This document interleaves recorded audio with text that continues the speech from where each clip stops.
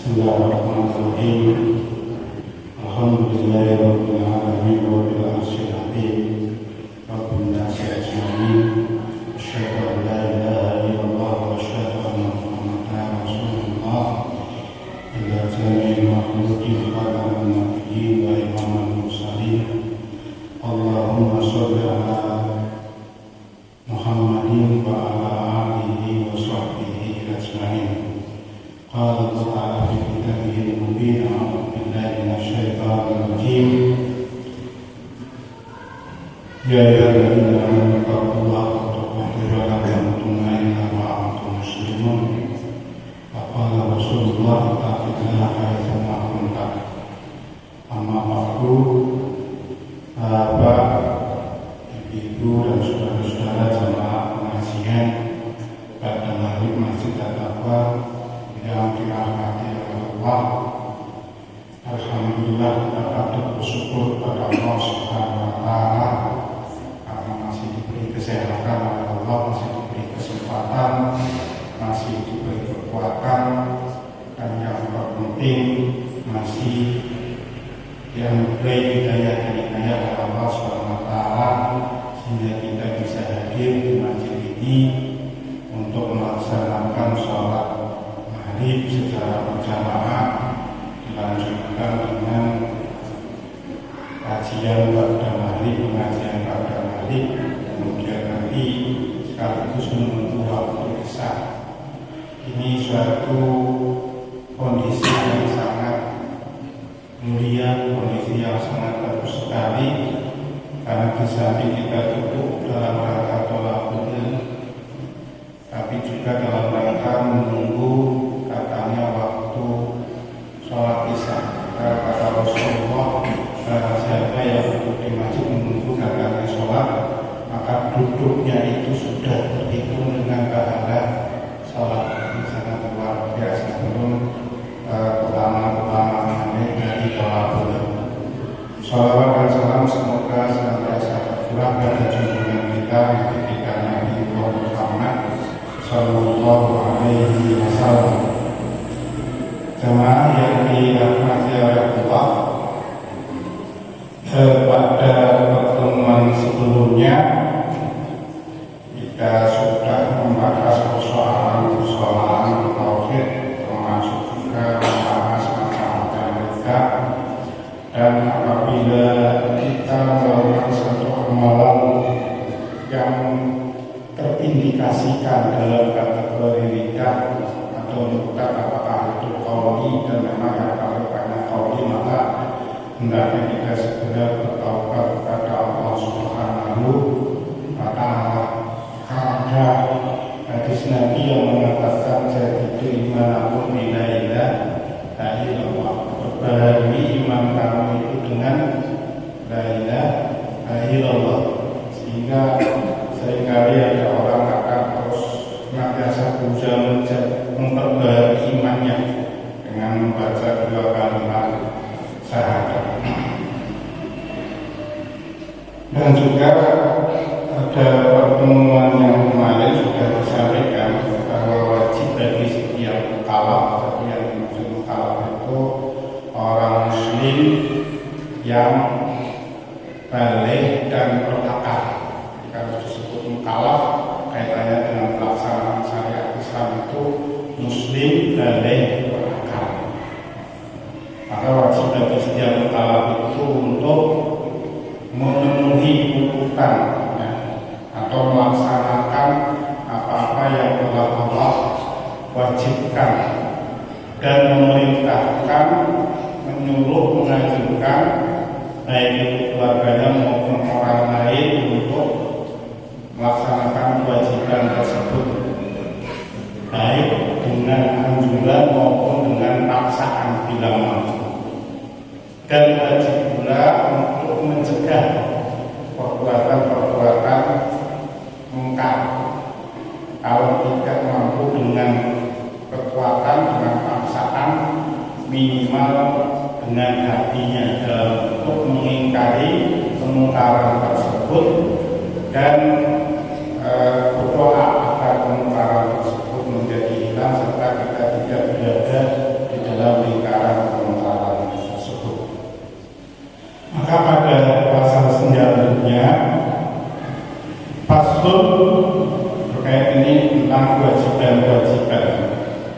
Faslun adapun ini pasal tentang kewajiban sholat waktu atau tentang kewajiban mukallaf. Faminal wajibi, dan dari sebagian kewajiban seorang mukallaf adalah khamsu sholawatin fil yaumi wal lailati, adalah sholat 5 waktu dalam sehari semalam. Kenapa itu dikatakan sebagian? Karena memang kewajiban muslim mukallaf itu banyak. Kalau dalam hukum Islam saja setidaknya ada sholat, ada puasa, ada zakat, ada haji bagi yang mampu. Nah, belum kewajiban-kewajiban yang memang tidak disebutkan secara langsung bagian dari hukum Islam. Kewajiban berdakwah, kewajiban memasukkan orang-orang berbuat baik dan lain sebagainya. Makanya disebut sebagian. Maka sebagian dari kewajiban seorang mukallaf adalah melaksanakan sholat 5 waktu atau 5 sholat dalam sehari semalam. Al-Dhuhur, adapun zuhur, yang pertama sholat zuhur, bahwa ketuha adapun waktunya waktu sholat zuhur idza zalat asy-syams, apabila matahari telah tergelincir. Kalau sekarang memang karena sudah modern, hampir semua waktu sholat itu dikaitkan dengan jam. Zuhur jam berapa? Tapi pada awalnya dulu menentukan waktu sholat ketika matahari sudah tergelincir ke arah barat. Ketika matahari tetap di atas kepala, nah itu malah justru tidak boleh kita sholat, termasuk sholat sunnah apapun. Karena itu ini perlu diperhatikan bagi bapak-bapak yang biasanya datang ke sholat zuhur sebelum waktu zuhur biasanya mau ambil. Itu harus dilihat dulu. Jadi kira-kira 2 menit sebelum masuk waktu zuhur kita harus hati-hati. Karena itu waktu dilarang untuk sholat. Tapi kalau misalnya masih kurang 5 menit dari waktu sholat zuhur, boleh tahiyatul masjid. Kalau pas, ya ditunggu dulu.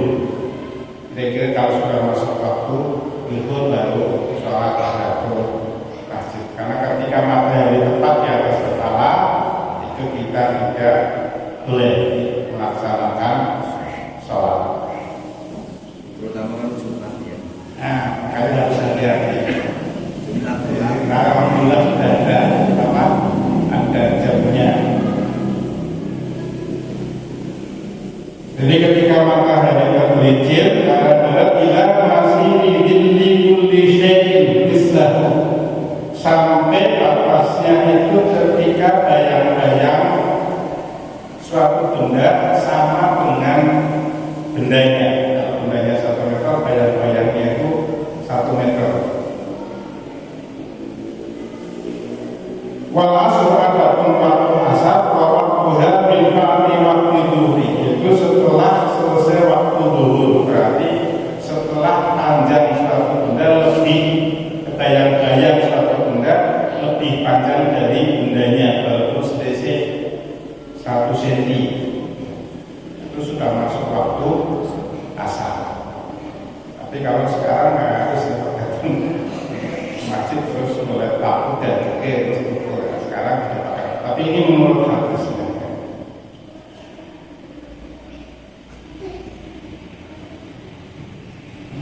Ila mahdi syams, sampai matahari tenggelam.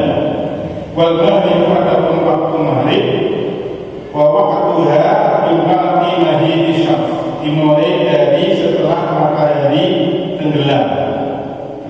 Ila mahdi syafaq, sehingga hilang syafaqul ahmar, itu warna merah di langit. Kita biasanya menyebut kayak langit, warna merah di langit di sebelah barat. Biasanya setelah matahari tenggelam sudah di atas ufuk, tapi warnanya itu karena sinarnya ke atas ke langit, itu langitnya masih berwarna merah sampai warna merahnya itu hilang. Wal isya, adapun waktu dan adapun isya, waktunya dan waktunya mimpa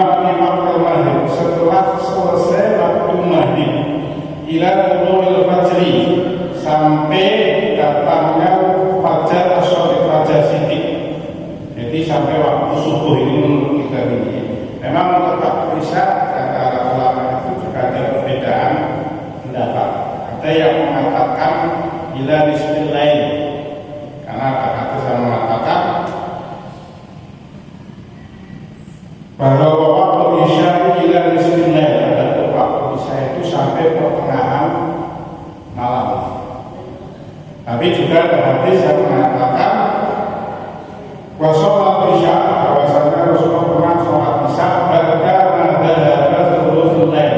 setelah selesai sepertiga malam, sepertiga malam yang terakhir. Kemudian juga saya lihat kemarin di syarahnya, di syarah dari Sulam Taufik itu ada keterangan kenapa kok sampai waktu datang ke waktu subuh itu, karena ada hadis laisa bin naumi tafridun inna tafrid ala man yusalli hatta yaji'a waqtu shalat. Bukanlah orang yang tidur, bukanlah orang yang meninggalkan sholat karena tidur itu orang yang menyia-nyiakan waktu sholat atau sengaja meninggalkan sholat. Adapun yang disebut orang yang disebut dengan orang yang menyia-nyiakan waktu sholat, alam malam sore hatta yaji'a waktu sholat, yaitu orang yang belum sholat sampai datangnya sholat yang lain. Itu disebut menyia-nyiakan atau menghilangkan sholat. Tapi kalau masih waktunya itu boleh juga. Apalagi ada hadis juga yang mengatakan man adraka rakaatan minal muslim qabla an taghriba syams faqad adraka al-asr. Barang siapa yang mendapati satu rukuk untuk dalam sholat asar sebelum tenggelamnya matahari, maka dia telah mendapatkan sholat asar. Tapi ini jangan selalu hadis ini yang dipakai, karena kalau menunda-nunda sholat itu tidak boleh secara. Jadi sudah ada waktu bisa untuk sholat tapi ditunda, tunda itu sebenarnya tidak boleh, karena tetap ada dosanya. Hanya kalau dia tetap sholat masih dianggap sholat di waktunya saja, tetapi dia terkena dosa. Karena apa?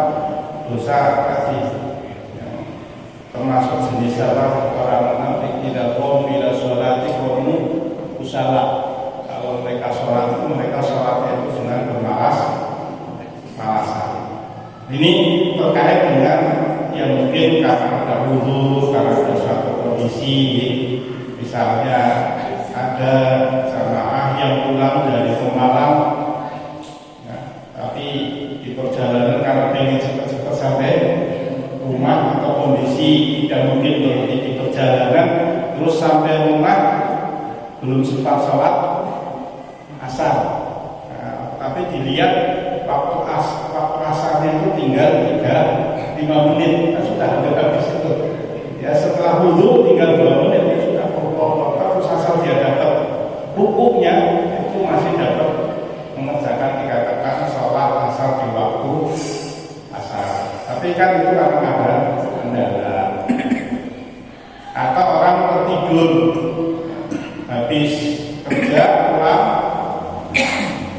terus tertidur, ternyata bangun-bangun asar waktu maghrib kurang 10 menit, terus dibuat dulu dan yang sebagainya tinggal 4 menit sudah Allah Akbar. Jangan terus tinggal 4 menit tanggung, apalagi asar itu tidak bisa dijamak dengan wasubuh. Adapun subuh wa waktuha, adapun waktunya mimba di waktu isya'i, dari setelah selesai sholat isya ila tulu'i syams, sampai terbitnya matahari. Maksudnya setelah sholat isya berarti ketika sudah datang fajar sotik. Jadi fajar itu ada dua, ada fajar titik, ada fajar sitik. Kalau dalam bahasa ketika fajar titik kita masih boleh makan dan belum boleh sholat, maksudnya sholat subuh. Tapi ketika fajar sitik, nah kita boleh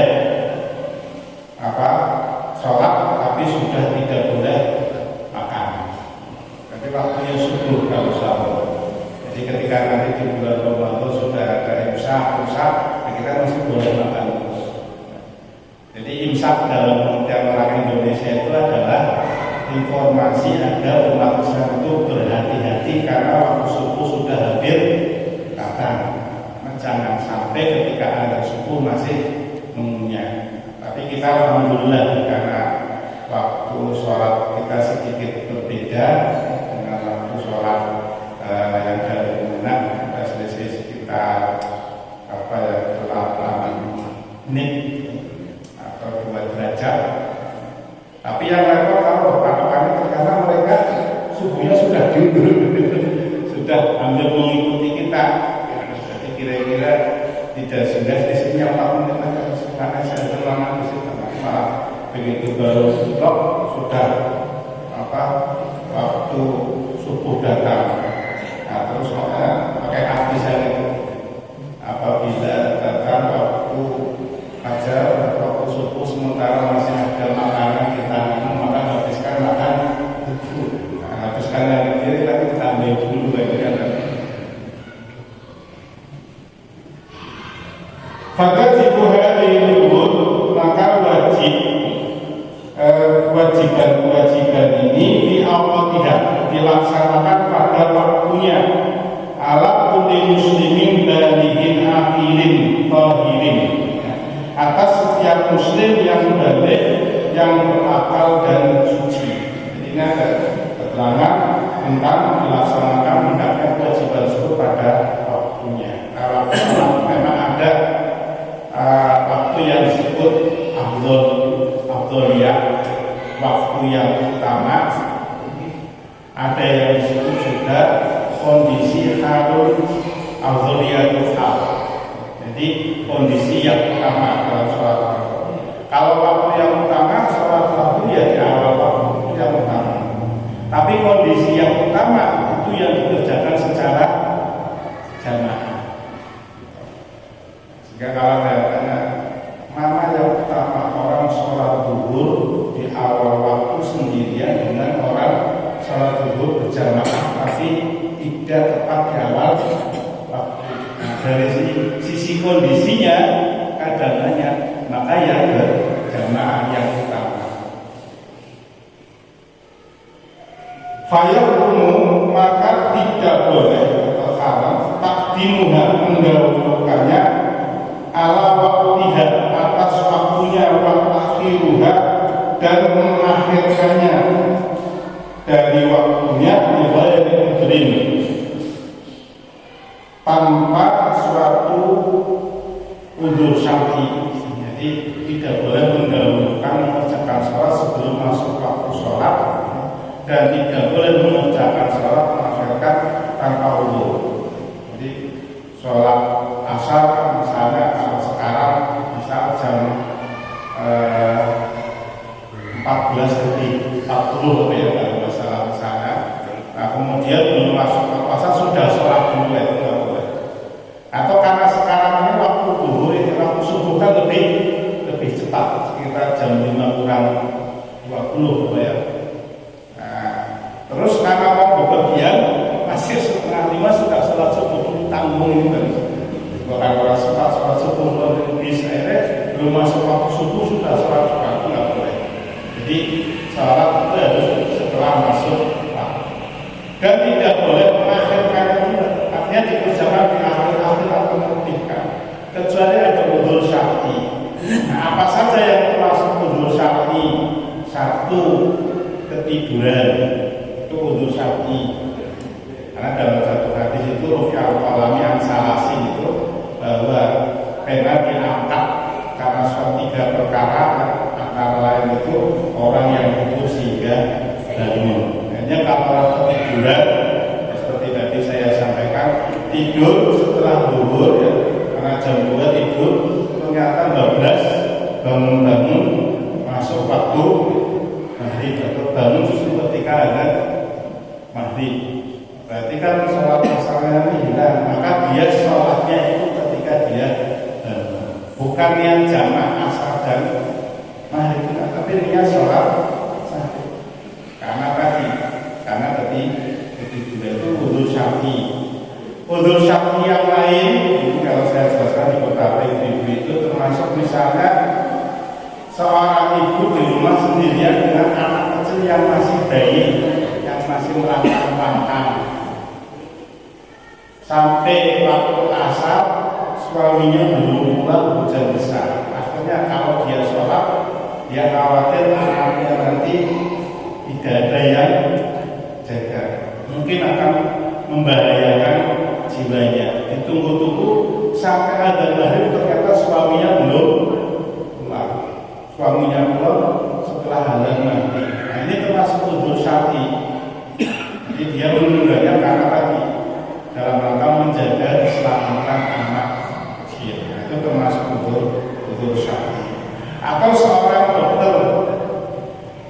dokter yang melakukan operasi misalnya, yang operasi itu tidak boleh berhenti selama 3 jam atau 4 jam, dimulai sebelum asar.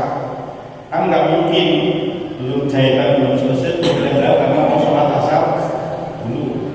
Ya, akhirnya setelah selesai operasi sudah masuk waktu maghrib. Nah, ini termasuk udzur syar'i, itu dibolehkan dalam kondisi. Hanya memang yang bagus dokter-dokter yang sering melakukan operasi, perawat-perawat, karyawan-karyawan rumah sakit yang sering ikut operasi, hendaknya harus diukur. Kalau ada operasi jam 11, kira-kira selesainya nanti asar ya sudah, berarti diniatkan nanti jamak akhir. Kalau ada operasi rencananya sebelum asar, tapi kemungkinan nanti operasi terus sampai maghrib, maka hendaknya dia menjamak sholatnya, walaupun bukan musafir, tapi karena ada udzur syar'i.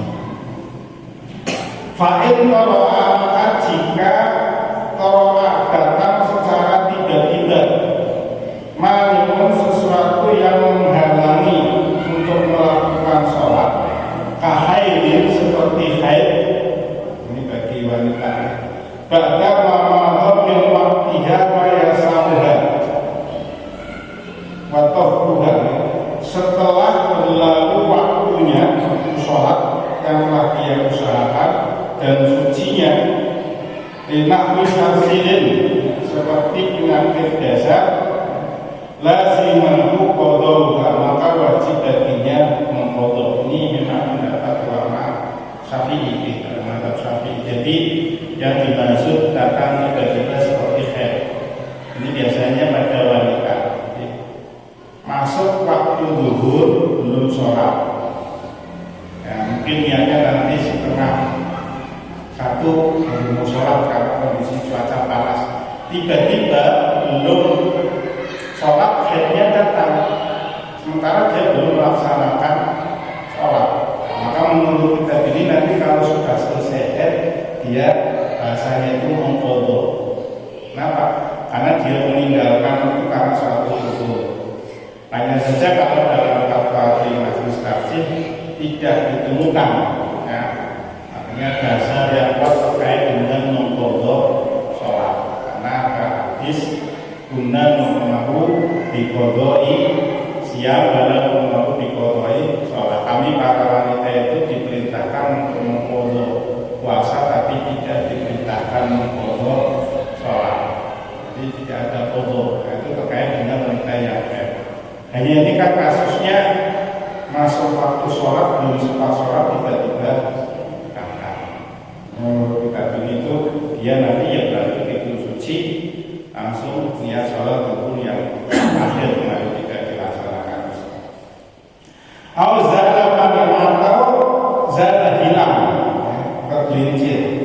Al-mani yang menghilangkan, waktu batia hilang, sementara waktu itu masih tersisa qadru takbiratin, sekitar 1 kali takbir, lazimatu, maka bagi wanita itu juga wajib mengerjakan. Ini memang khusus bagi wanita.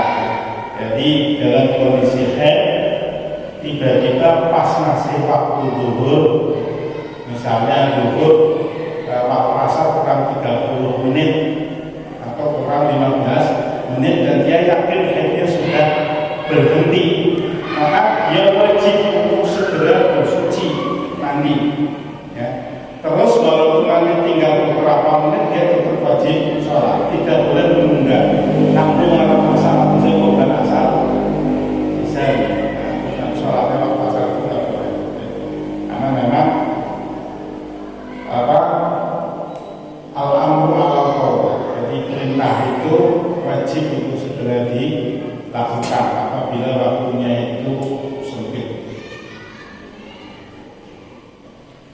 selanjutnya faslun adapun ini fasal yajib ala wali yusofi. Yajib wajib maksudnya wajib kifayah, artinya wajib yang bisa diwakili oleh seseorang. Ala wali yusofi wa sofiyah, atas wali anak kecil laki-laki dan anak kecil perempuan al-mumayyiz, yang mumayyiz itu sudah bisa membedakan antara baik dan buruk, kayak sudah bisa paham lah, ya, bisa berpikir. Nah, itu wajib dari walinya siapa? Orang tua, ibunya atau bapaknya. Apa kewajibannya? Ayah Allahumma bisholat, untuk memerintahkan keduanya melaksanakan sholat, wa yu'allimuhuma, dan mengajarkan keduanya ahkama hukum sholat pada sab'i sinina, setelah sampai usia 7 tahun. Berarti kalau anak-anak yang usianya sudah 7 tahun itu orang tuanya, apakah itu ibunya, apakah itu bapaknya, itu wajib untuk menyuruh mengerjakan sholat dan mulai mengajarkan hukum-hukum di dalam sholat. Maka bapak ini yang namanya atau bapaknya punya cucu yang sudah 7 tahun, 8 tahun, kalau sholat suruh wudhu, itu harus didampingi. Jangan sampai wudhunya itu masih salah. Karena saya lihat anak saya itu kecil, itu kadang-kadang kalau wudhu terus tidak didampingi, seperti terus sampai sikune si garing, itu mulai kalau rambutnya terus. Nah ini perlu dan harus disampaikan. Nah, kalau wudhunya kayak gitu, sholatnya tidak sah. Dia bicara wudhunya bapak. Nah, ini kewajiban orang tua, kewajiban wali, termasuk mengajarkan tentang hal-hal yang membatalkan sholat. Ini sesuai dengan pemahaman anak. Ngecek bacaan sholat, ajaan dan kalau guru TPI, guru LI, karena di LI itu kan gurunya sampai 40 sampai 80, belum tentu terjangkau semua. Nah, di sini orang tua yang wajib untuk ngecek bacaannya sudah benar atau tidak. Jangan sampai karena ambil ternyata sampai lulus belum bisa bacaan sholat. Saya dulu waktu di SMK ini dan juga di SMK Muhammadiyah itu ketika ada tes bacaan sholat untuk siswa sudah kelas 3 mau lulus, ternyata belum bisa sholat. Terus saya tanya, kamu sholatnya gimana? Ya sholat jamaah. Terus kalau nggak ada jamaah, ya nggak sholat. Kenapa? Karena nggak tahu. Maka nggak sholat jamaah atau itu. Jadi dia tiap hari sholat jamaah. Tapi kalau nggak ada jamaahnya, dia nggak bisa sholat. Karena apa? Nggak tahu bacaan sholat. Allahumma baik saja tidak apa. Nah, ini makanya ini kewajiban orang tua untuk menyuruh dan mulai mengajarkan. Wayadribuna ala tarkiha ba'da isrina ba'da asrisinina. Wayadribuna makna walinya itu memukulnya ala tarkiha ba'da asrisinina, apabila si anak itu meninggalkan sholat setelah usianya 10 tahun. Kalau sudah 10 tahun itu dianjurkan untuk dikasih, diberi tekanan. Kalau 7 sampai 8, 9 itu iya diajar, dimotivasi. Tapi kalau sudah 10 tahun, nah, itu sudah mulai dikasih, diberi ancaman. Kalau di sini memang disuruh dipukul. Kalau di Jawa yang mungkin kayak Jawa, ya tentunya memukulnya jawabnya dengan kasih sayang. Tapi ya jangan sembarangan, karena sekarang dunia sudah dunia maya sudah berkembang sedemikian rupa. Kalau jenengan jawabnya memukulnya di halaman, di hadapan orang, terus ada yang video, nah, terus nanti masuk KDRT kata apa? Kekerasan dalam rumah tangga. Karena harus ada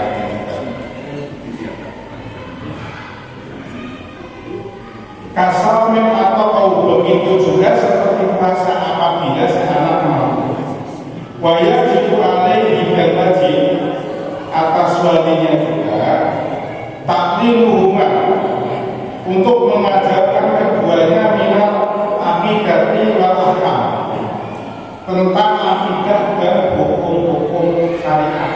Jadi ketika anak sudah mulai 7 tahun, 10 tahun itu harus ditekankan, diajarkan, dimatangkan dengan akidah. Mulai dikenalkan dengan akidah. Sekali lagi jangan bukan dipasrahkan sepenuhnya kepada Tuhan. Bukan kita tidak percaya, tetapi sebagai orang tua wajib juga untuk mengenalkan akidah kepada anak-anak kita. Mulai dari tentang keesaan Allah, siapa yang menciptakan alam semesta, tentang kewajiban-kewajiban seorang muslim kepada Allah, yang perlahan-lahan dan tidak harus seperti ngajar di sekolah.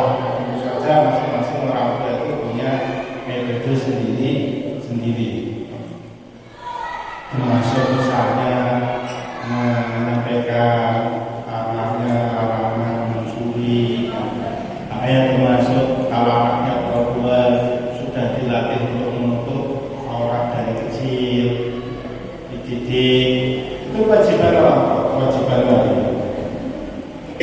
Maka apa-apa yang mungkin si anak itu paham, wajib juga dulu setelah sampai balik alaihima atas keduanya, wama yang dan mengajarkan apa-apa yang diharapkan oleh agama. Memang mencuri haram, berbohong haram, haram babi, haram pakai dan lain sebagainya. Kadang-kadang anak kecil itu tidak tahu. Kadang-kadang anak saya sering tanya, kebetulan di tempat itu ada kayak asiknya. Kalau itu jujur, itu namanya jujur karena harus ngasih uang, harus nanti milih.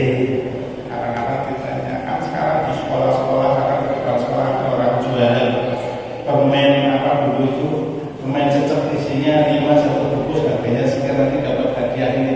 Karena ingin dapat hadiah yang bagus-bagus terus beli, ya itu kan judi juga. Ini perlu juga diajarkan ke anak, sehingga mereka itu dari kecil sudah memahami hukum syariat walaupun belum dalam betul.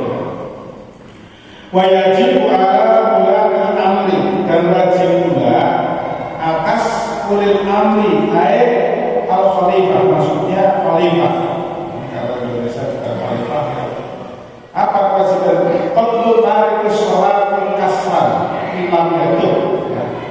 Orang yang memerangi orang yang meninggalkan sholat karena malas jika tidak mau bertobat. Kalau ada terjemahan yang lain, proses itu membunuh.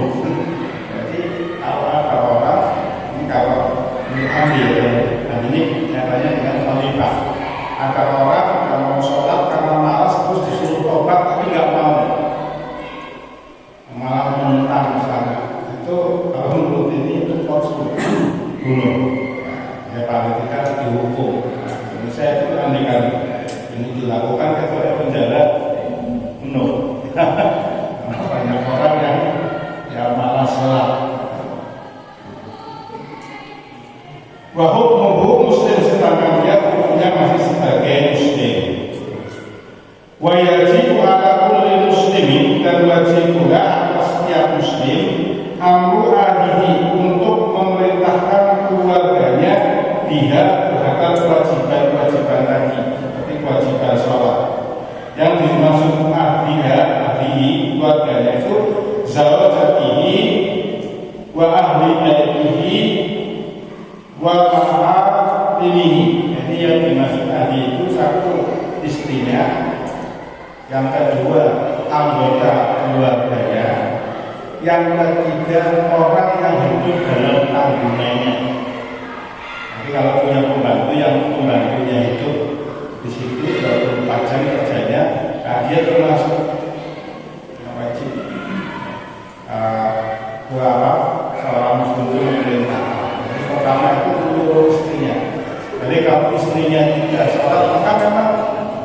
suka seorang tua itu boleh bukannya sama istrinya. Itu sholat dulu, asik dengan TV misalkan. Bu sholat dulu, kelihatannya sibuk kerja terus, boleh diingatkan, karena itu kewajiban seorang suami. Tapi istri juga wajib mengingatkan suami, karena dalam hadis yang lain itu termasuk bagian dari sebuah kebahagiaan itu seorang suami yang memiliki seorang istri ilmu anak teman yang mendukung suaminya itu untuk beriman kepada Allah.